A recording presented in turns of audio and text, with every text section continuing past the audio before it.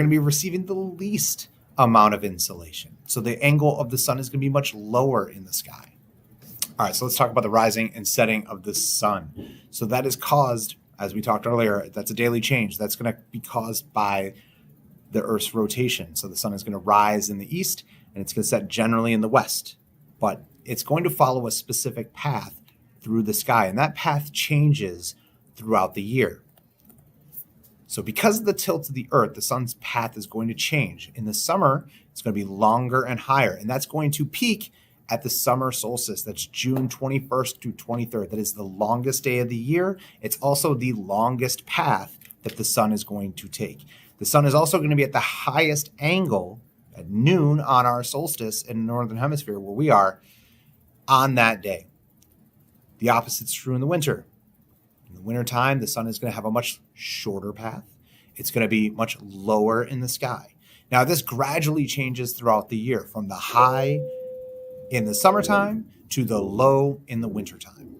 All right, so I got a data table here that's going to show you some important dates in the year. So the first I want to talk about is that one at the top, the winter solstice. So that's going to be the shortest day of the year. The sun's path is going to be lowest in the sky throughout the whole day, and we are going to get the least amount of insolation. Next, after the winter solstice, we're going to have the spring equinox. So equinox, right? That word, equinox. I want you to think of equal night. And we are going to have the equal amount of daylight hours and nighttime hours on both of our equinox, 12 hours of daylight. The sun is going to rise directly east, and it's going to set directly west. It's going to set right due east and due west throughout the day. All right, I got a data table here showing you some important days throughout the year. So we're going to start with our winter solstice, which is our shortest day of the year. The sun is going to have its lowest path through the sky, and we're going to get the least amount of insolation. So the sun is not going to rise due east or due west or set due west on our solstice. It's actually going to rise southeast and it's going to set southwest. And that's going to change throughout the year. That's going to start moving towards east and west throughout the year. And then finally, as we get towards the summer solstice, it's going to actually be rising northeast and setting in the northwest. But we'll talk about that in a second. Our spring equinox is next. That's going to be March 20th to 21st, right? These dates aren't exact because depending on the year, that might change a little bit. Remember that 0.25 when we talked about the revolution and why we have leap years. That's going to affect where these days, the solstices and the equinoxes are. So for both of our equinoxes, I want you to remember this, that they're going to have an equal amount of day and night. So they're going to be 12 hours of daylight, 12 hours of nighttime, and that the sun is going to rise due east and set due west on both of our equinoxes, both our spring and our fall.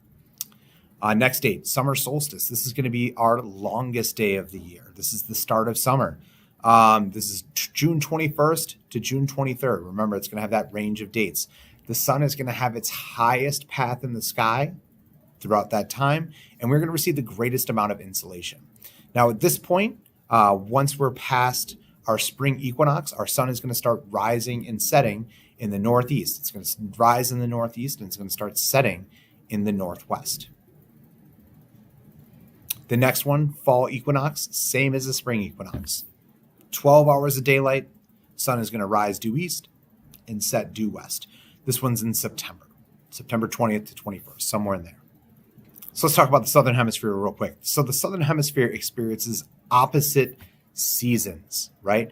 During northern hemisphere summer, the southern hemisphere is going to be in winter because when the northern hemisphere is pointed towards the sun with that tilt, the southern hemisphere is going to be pointed away from the sun because of that tilt. So they're going to be experiencing opposite seasons of us. So in our winter, they're going to be in summer. Now, this has nothing to do with the distance of the Earth to the sun. It all has to do with that tilt and how direct those sun's rays are hitting the Earth. All right, so the Arctic and Antarctic circles, those are right here. They're at the top of the top and bottom. Okay.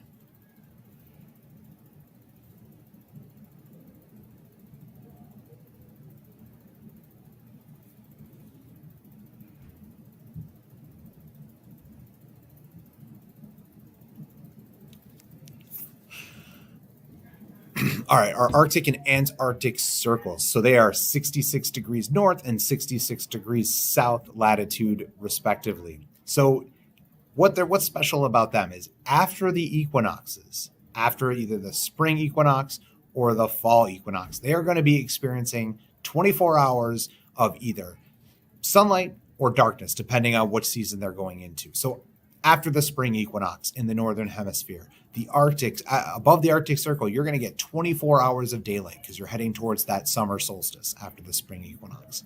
The opposite's true in the wintertime. After that fall equinox, you are going to start seeing 24 hours of night in the Arctic Circle because you're heading towards your winter solstice.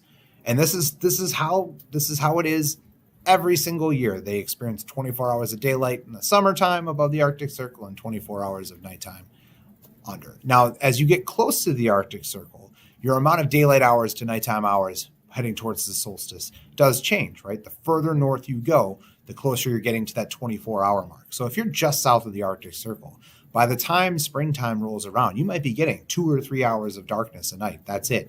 We're experiencing, 21 hours of daylight.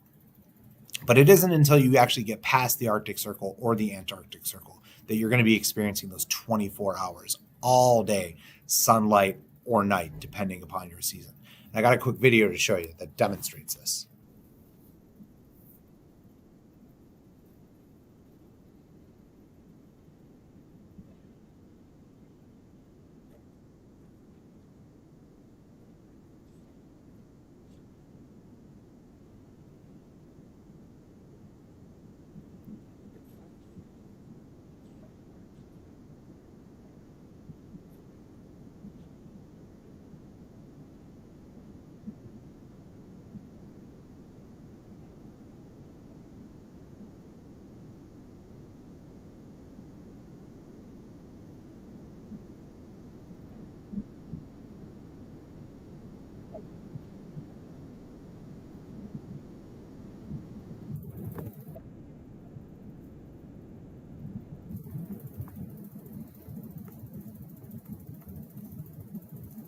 All right, so we're going to see several days go by in this time lapse where the sun is actually never going to set. It's just going to continually start moving in the sky towards the horizon, but it never goes below it.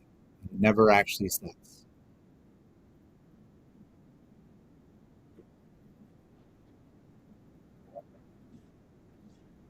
So this is April, past our equinox, heading towards our solstice.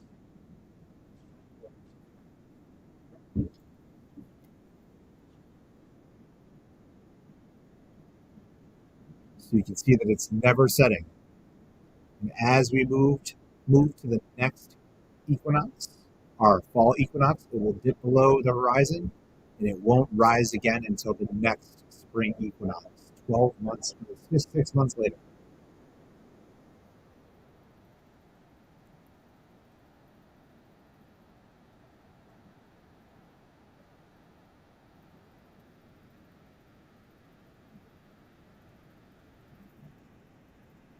The further you get towards either the North or the South Pole, the less the sun will even dip.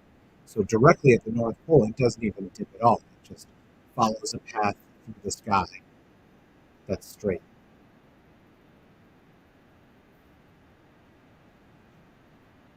All right, so that does it for everything you need to know about the Earth's motions. We'll be moving on to our next video all about the moon.